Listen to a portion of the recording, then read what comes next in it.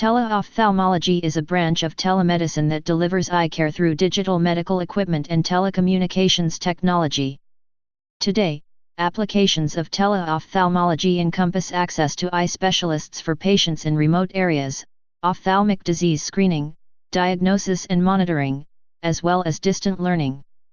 Teleophthalmology enables health professionals to take ocular images and attend to patients who have limited access to ocular health care. These images allow the ophthalmologist or optometrist, healthcare professionals and researchers to carry out the aforementioned applications.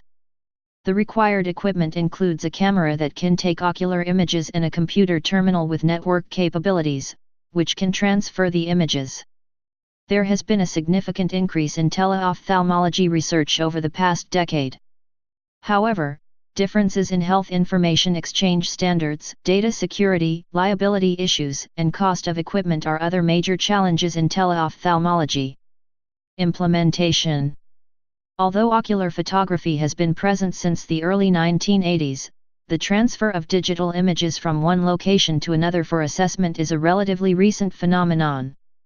The rise of digital imaging in the early 1990s allowed ophthalmologists and optometrists to capture images and store them on computers for future assessment. The advent of the Internet allowed for the digital transfer of these ocular images from one location to another. Current teleophthalmological solutions are generally focused on a particular eye problem, such as diabetic retinopathy, retinopathy of prematurity, macular degeneration, strabismus, and adnexal eye diseases. Less common conditions that can be revealed using retinal images are arterial and vein occlusions, chorioretinitis, congenital anomalies, and tapetoretinal abitrophy. Several population-based studies have used retinal imaging to relate ophthalmic abnormalities to general conditions, including hypertension, renal dysfunction, cardiovascular mortality, subclinical and clinical stroke, and cognitive impairment. Mobile applications are widely available in ophthalmology and optometry as tools for eye tests, visual acuity, color test, and viewing eye images, and for educational purposes. Technological advancements in digital ocular imaging devices are perceived by many as key drivers for teleophthalmology. Recently, emerging retinal imaging modalities such as optical coherence tomography are capable of producing digital images of the retina with a micrometer resolution, which can be transmitted for research or diagnostic purposes. Along with systems designed for healthcare professionals, patient-centered systems such as iFile for use by the general public are emerging. Process. Fundus photography is performed by a fundus camera, which basically consists of a specialized low-power microscope with an attached camera. Teleophthalmology services can be provided primarily in two ways: synchronously or asynchronously. Synchronous teleophthalmology enables real-time interaction between participants, using standard telemedicine technologies e.g. video conferencing, synchronous to supervise the removal of corneal foreign bodies and for consultations. Asynchronous teleophthalmology in a store-and-forward method, where data is captured and transmitted for review at a later time. Images of the eye can be captured non-invasively through various methods, generally by a technician or non-physician healthcare professional. External eye, standard digital stills or video camera. Anterior segment, slit lamp connected to a camera. Posterior segment or retina, fundus camera. Mydriasis, pupil dilation, e.g. using tropic amide, may be required to obtain an image of sufficient quality. Stereoscopy may be used to detect retinal thickening. The image can then be transferred, over the Internet or dedicated network, to a physician for immediate examination, or for storage and later review. Ideally, the image is encrypted or anonymized for transmission, to protect patient confidentiality. Between image capture and viewing, image processing may be done, including compression, enhancement and edge detection. Image evaluation, to detect various pathologies in the case of asynchronous evaluation, is often done by an ophthalmologist, optometrist, or primary care physician, though it is also performed by specially trained staff. Image evaluation may also be automated to provide pathology detection or grading. Automated image recognition. Computer software applications have been tasked with the automated assessment of retinal images to recognize lesions associated with an ocular disease of interest. The clinical process entails initially discriminating retinal lesions from non-factor artifacts, subsequently distinguishing lesions associated with the disease in question from other types of lesions, and finally grading the disease according to guideline-endorsed severity scales set by medical authorities. Dedicated research in artificial intelligence drives the underlying technology in automated image recognition. Specific approaches involve pattern recognition using trained artificial neural networks, feature extraction using edge detection and region growing techniques, and content-based comparison with previously adjudicated samples. Advantages: improved patient care, strengthened referral patterns, extended patient care and expertise to remote areas, education of hospital staff, clinicians, and the community. Cost effectiveness: more effective planning and administrative meetings with point-and-click sharing of content. Use of video conferencing to members of the Human Resources Department has helped to resolve emergency staffing issues. Community nurses, ophthalmologists or optometrists in training can attend teaching sessions at the main hospital via a live video teleophthalmological feed, thereby enhancing their knowledge and skills. Implemented projects by country. Australia. A 100-case audit of retinal screening by optometrists was performed in the remote areas of Western Australia. Projects are now being started based on this pilot experience. Canada.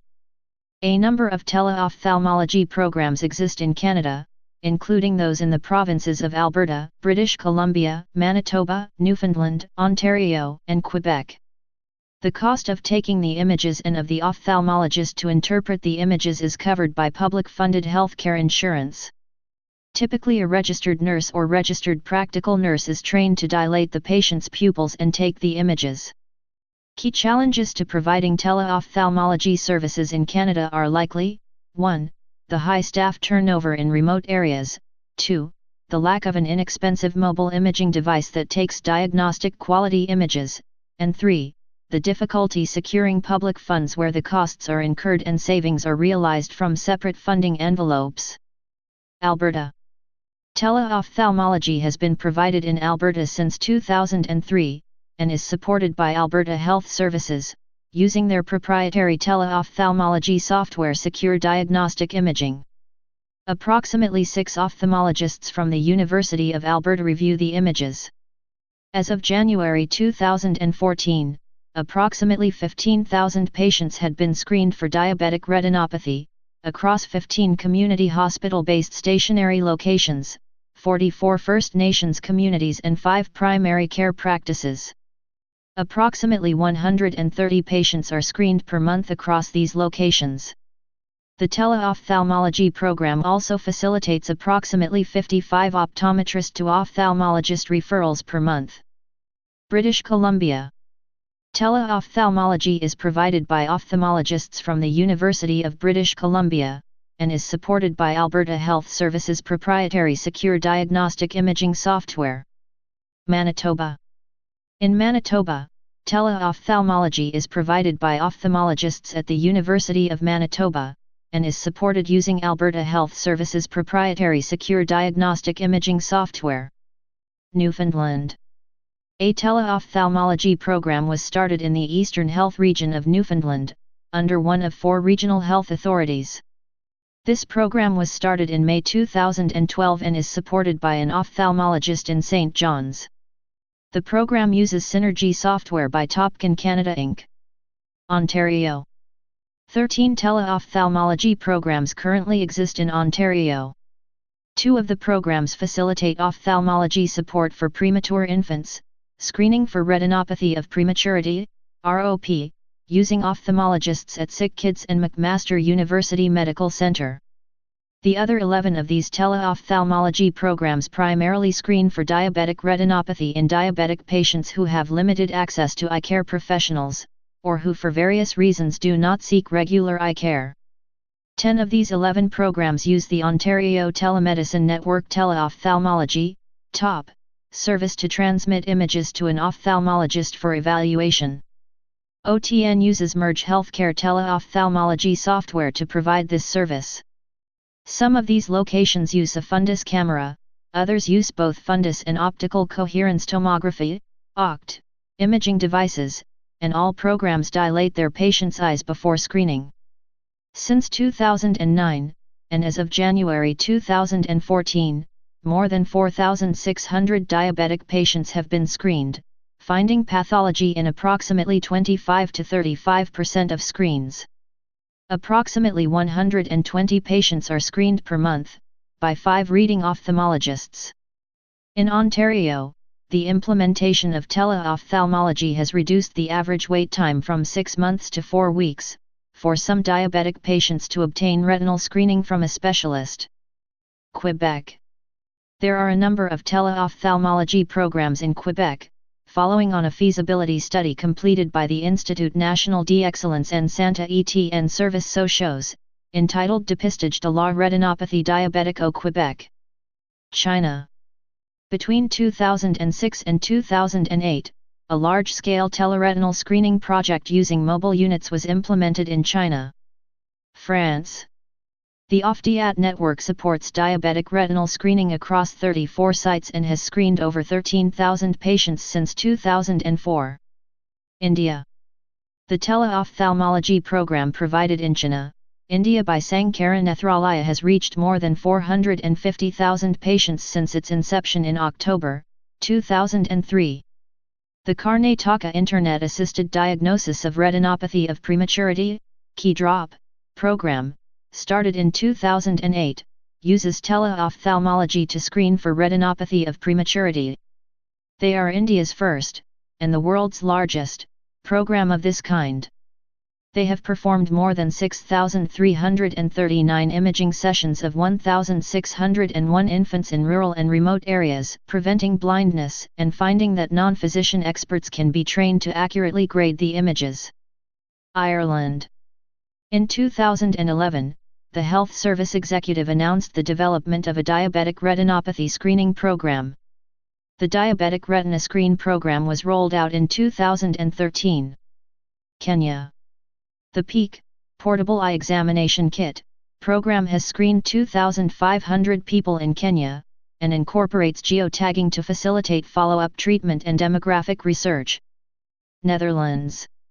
Since 2001, more than 30,000 people with diabetes have been screened since 2001 as part of a project called iCheck in the Netherlands. United Kingdom. In the United Kingdom, more than 1.7 million people with diabetes were screened using digital fundus photography in 2010 and 2011. A pilot project with telemedicine transmission of retinal OCT images from community optometry care to hospital eye services improved the triage of macular patients and swifter care of urgent cases. The project was led by consultant ophthalmologist Simon P. Kelly, Royal Bolton Hospital, and Ian Walwork, optometrist, and undertaken in Salford.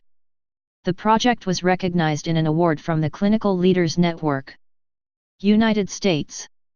The United States Department of Veterans Health Affairs was one of the first organizations to deploy a large-scale teleretinal imaging program starting in 1999.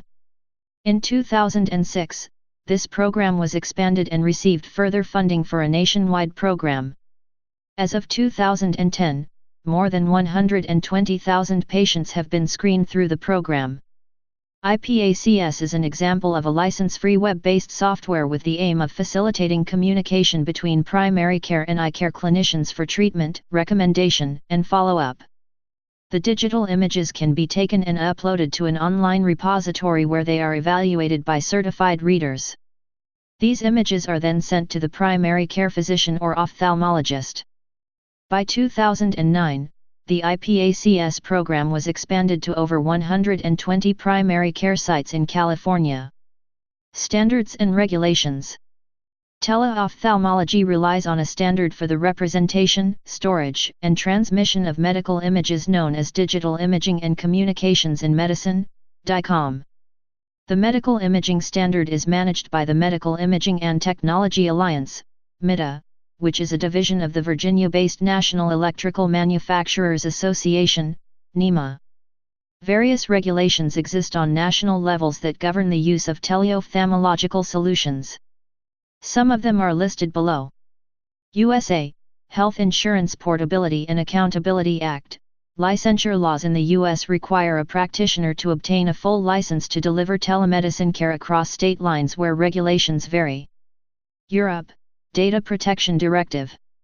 Japan, HPB 517. Future direction and considerations.